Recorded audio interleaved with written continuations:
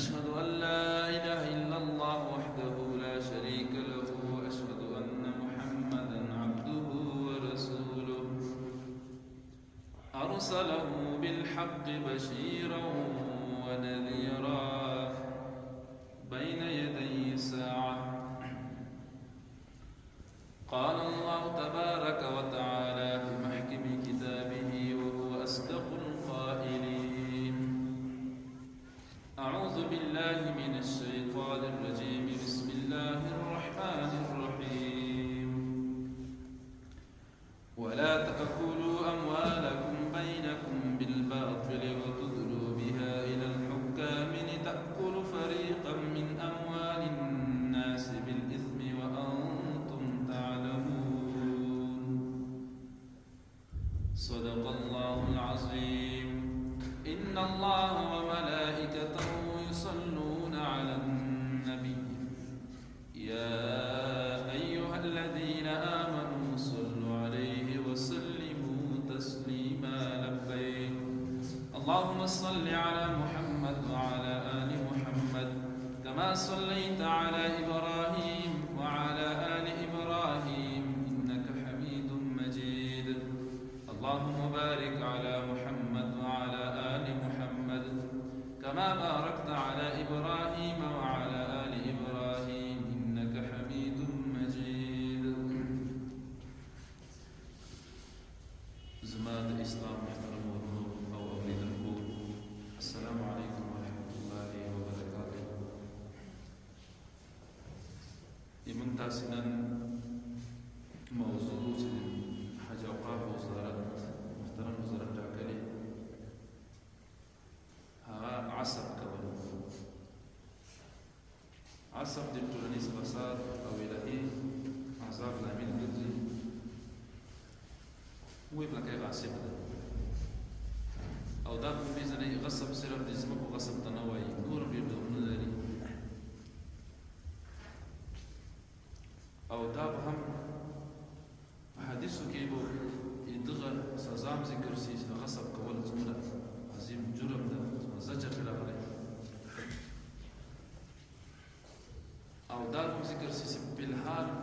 تطير الصدور وقارون يتصدر بمقارون دي إسلامي مرد كن ثم لازمك لغصب رها سيف لكاو زرجربة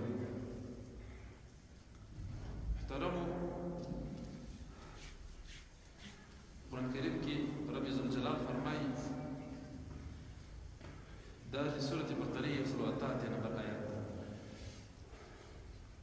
ولا تأكلوا أموالكم بينكم بالباطل مخرج أسمالنا مخبر ما يكون رواه باطل طريقي سرا أو وتدلوا بها إلى الحكام لتأكلوا فريق من أموال الناس مورد بارنا أخبر حكمان تأتي رشوة بالبار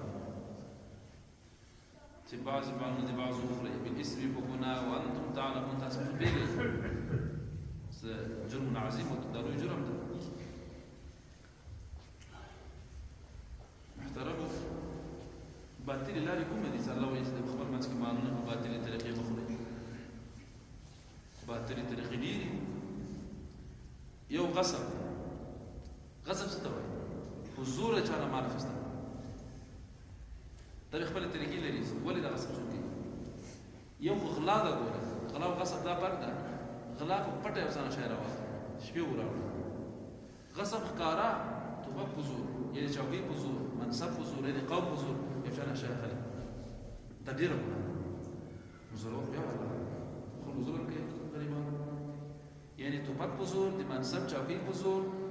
استفاده کوي کنه یا قوم حضور چې حضور یو موټر خدام حساب ده اسمه نيسه مې خپل پټای ته نيسه مې باغ ته نيسه ټول غصب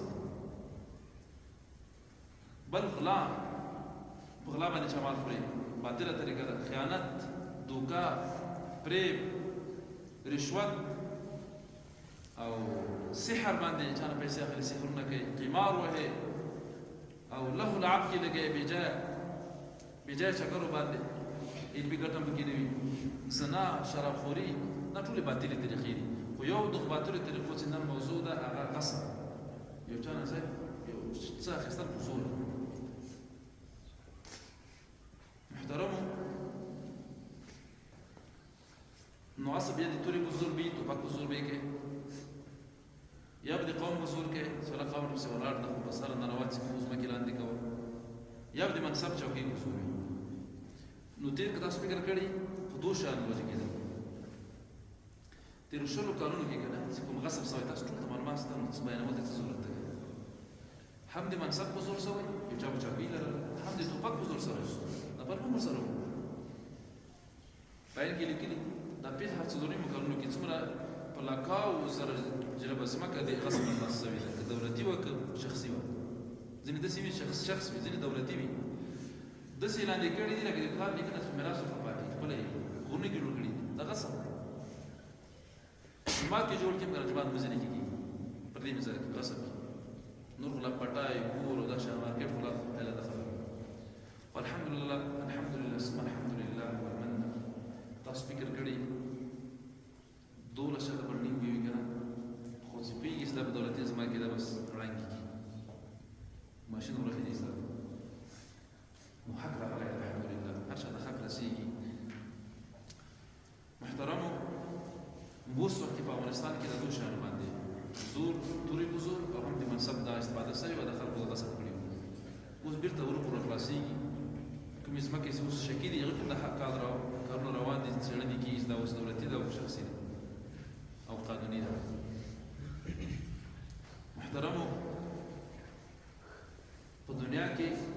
وایي دوه لوی فسادونه سوي دي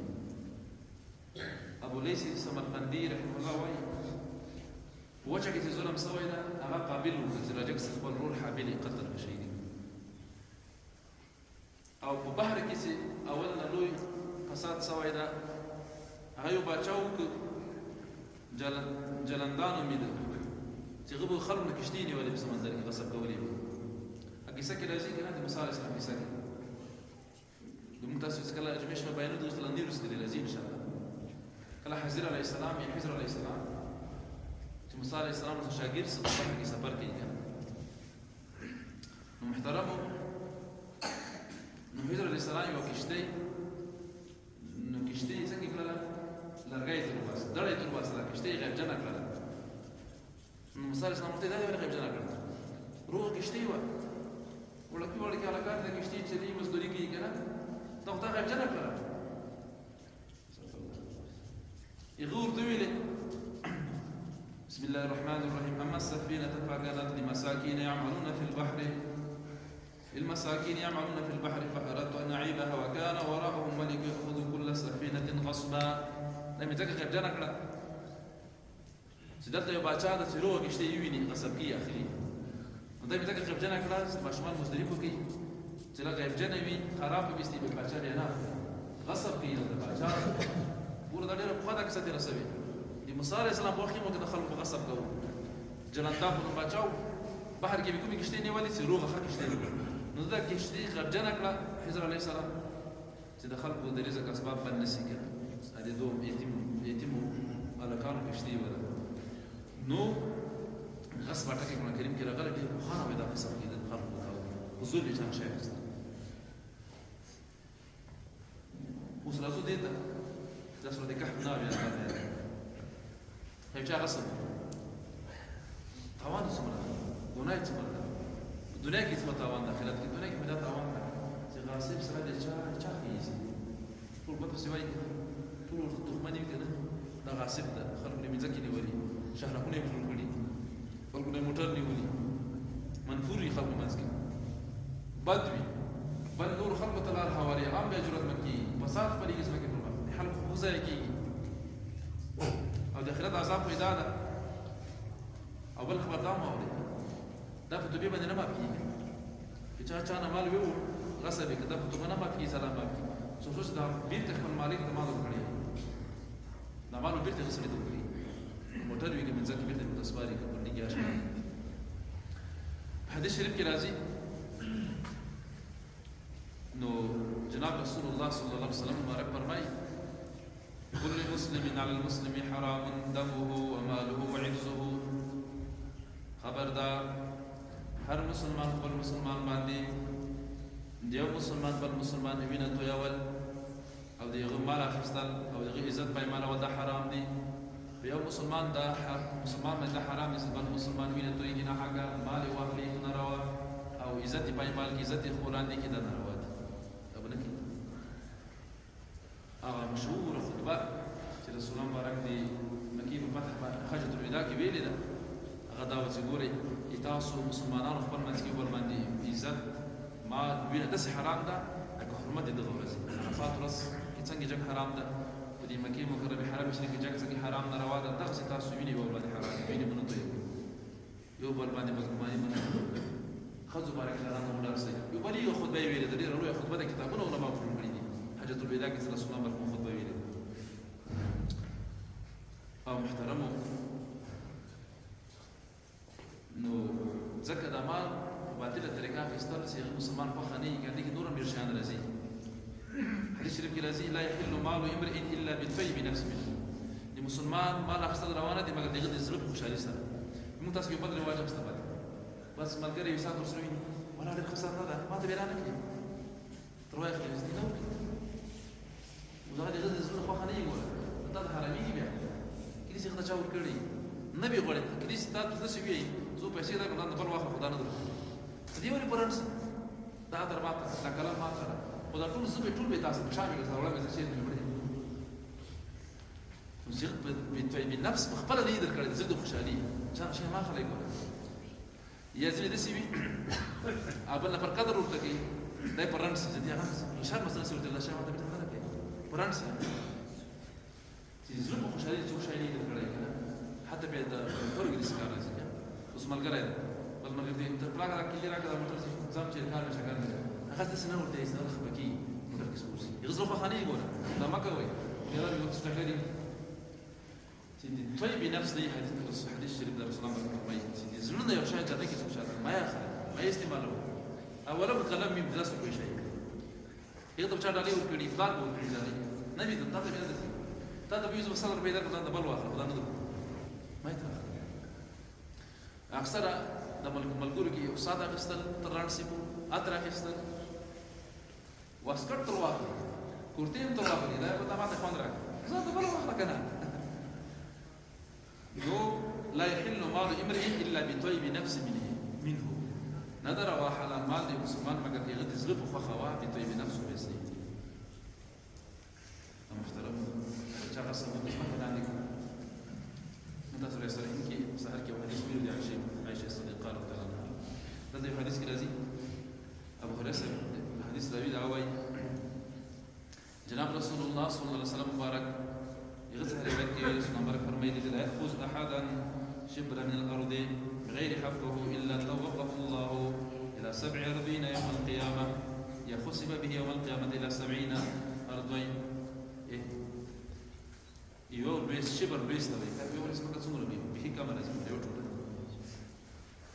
دومره مې ځکه چا واخیسته حق نو غصب یې کړل زور یې ونیوله نو قیامت په ورځ به دا اوس مکې ټولې تر اخره پورې غاړې کې وراچول اوس ځان سوړه چیرې وړي دا ځمکه خو څومره تت پاس نیسي دا خو د اومې ځمکې لارې پورې داسې ځمکه ده دا به غاړې کې تاو شي هوا به چول شي ګرځاوی یې اوس تاسو فکر کړي دلته الحمدلله نقشه خار کې نقشه برابرې چترای نسبت سانتم نسی کوي هر څه نقشه معلومه ده 100 متر 100 متر نمبر ده 100 بیس په پینځه خو کلیوالي سیمه کې تاسو فکر کړئ کنه دا په ټول چاري وترل مثلا بده یو رسمت شي واکې چې بده ټول چا کوم یو بلډینګ دراواله ده کړی دا 500 کاله تر خپل چې بلډینګ نسته کې تاسو اخته ده په وي تمر په لکه وراک سره قدم پخښه نسبت له نو ویلې نو یو لیس من ځکه چې تا نه وی او تیر وې سید هغه پر باندې موجود باندې بل چرته وي دا خو دی ویني ته مې ځکه په الله ته ټول ته دې سمکې ته اوس مکه دا روانه شل کاله به یو ډیر کاله اخر بچي نو یو لیس مکه څوک په حق وخري ځانه تر غصب کې تر وای خلی نو دته وبغاړي کې تاسو راو چورسي یا دسه دا خو سبا په دغه سمکه په نن یوزي و مې سمکه د الله د سکو سي کې داخلي به کې ونلې بیس کړو لکه کارون چې پس مکه نه و کیسه کې راځي نو مالک بن مروان رحمه الله خلافت کې یو خزر نو هغه راغ مالک بن مروان ته دعوه یې وکړه عریضه یې وکړه ایسته په د پلانکي کور کې ما برخه ده نه راکړه نو مالک بن مروان ته سید ورګي خو چیرته تا برخه نه وه نو الله دې ړنده کړه او په دې کور کې دې تا قبر امسته نو ثبوت دلایل شو په وخت لري د راوي وایي یو وخت لري د خزم اولد الاسلام دا په دې وخت سره یو وخت لري سره د خزر انداس په دعا قبول سره مالک بن مروان وې سروانه په دیوال باندې نیولې روانه چې کوم څه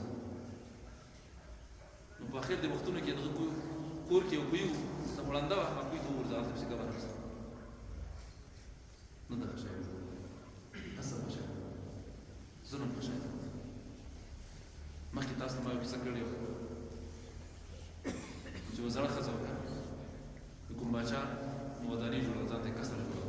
وایي زړې ښځې کور یې کړه زړې ښځې کوټه وه ځای کې ړنګ کړه چا ورته ویل دا خو د زړې ښځې په ډېر کور د ده مخکې اجازه یې نه ځای جوړه کړه علما لیکي وایي د ښځه راغله چې کور یې وکړه کور یې ړنګ شوی کوټه یې ړنګه شوې دې بریا شوه چې الله زه نه وم ته خو وې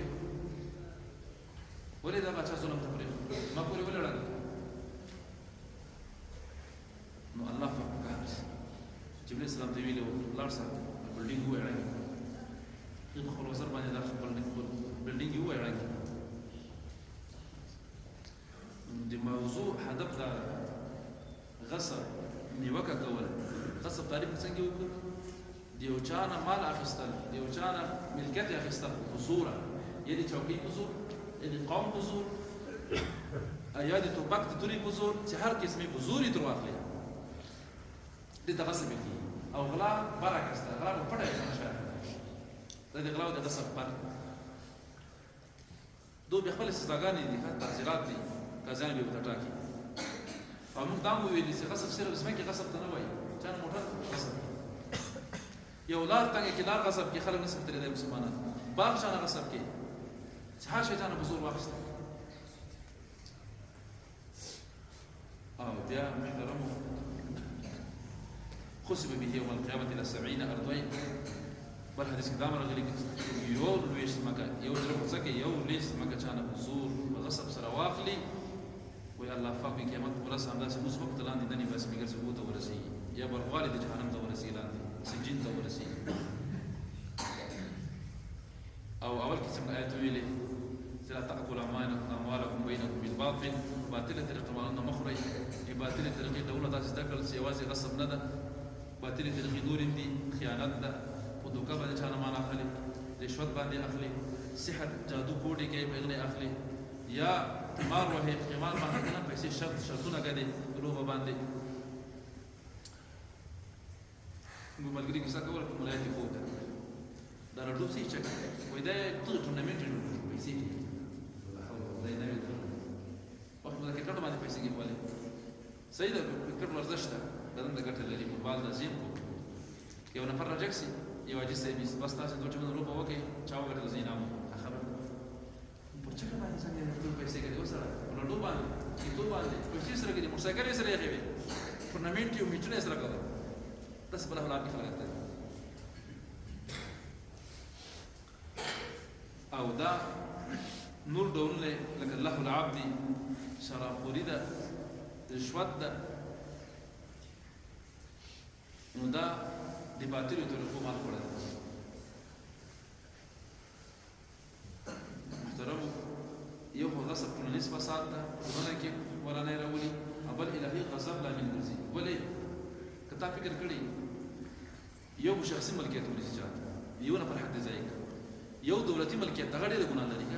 ته څنګه مثلا تاسو فکر کړی مخکې دولتي منځکي به وي یا بو باغ لپاره یا د سرسبزي لپاره نو یو مکتب له فشل پر ځانګړي سوي خلک ونیو غصب دا ډېر ګناه تاسو ولې ځکه په دولتي چې کې هر چا شرکت وي هر چا ملکیت وي کنه هر څو حق لري یعنی ټول خلک حق دی ګور ډېر سخت ده کوم یو ته به بخنه غواړي ته ورځي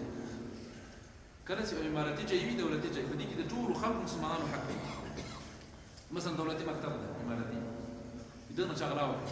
د هغې غلا او د غلا فرق ډېر دی. ته ولې د یو سړي مسلمانه د غلا وکړه خو نه د غلا وکړه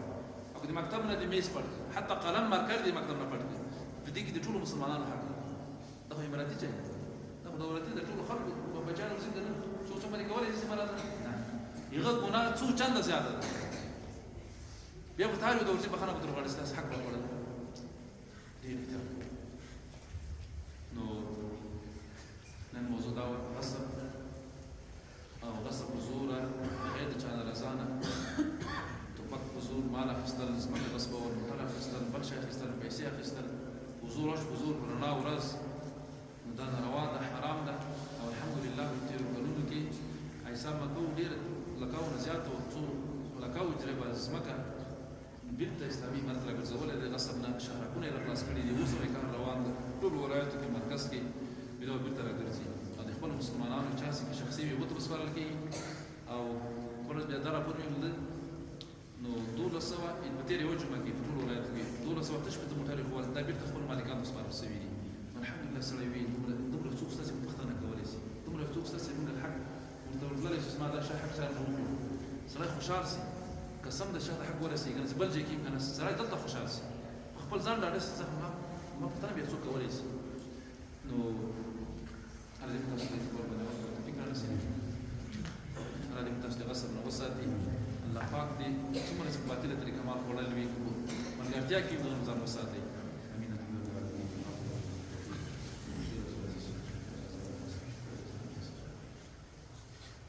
مسلمانانو ته راځي